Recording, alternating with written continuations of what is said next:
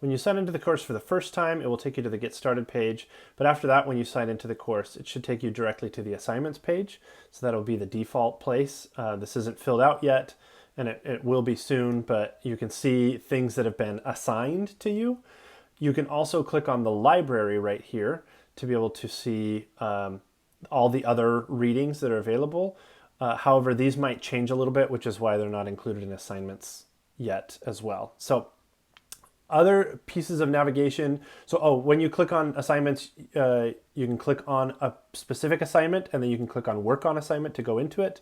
And you can see that on any of these. Over on the left-hand side is kind of where most of the navigation happens. So you can go back to all of your courses if you want. You can. We're not going to worry about your scores because there aren't going to be any scores for any of these assignments, so you don't have to worry about that. Notifications, this is where if anybody's tagged you or answered a question that you asked or things like that, you might see some notifications here. You can also just take notes in this course. You can just add a new note. I don't anticipate that we'll use this very much, but it's available to you. You can add all of the due dates to your calendar, and it will tell you how to add them to different calendar options if you'd like, or you can just use that through Canvas. Again, the readings, all of the readings will be listed over here as well. So the library, we can see most of the things through the library here. That'll take us directly to a particular reading.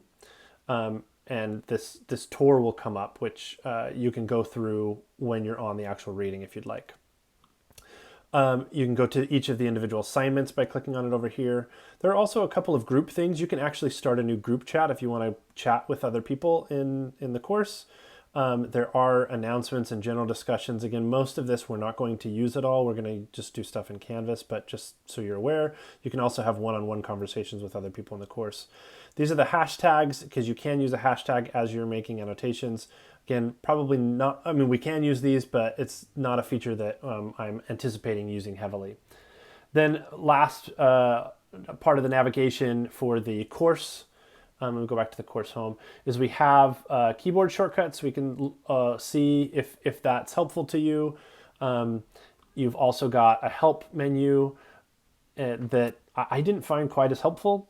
And then, of course, your profile and other things up here that may be helpful if you need to sign out.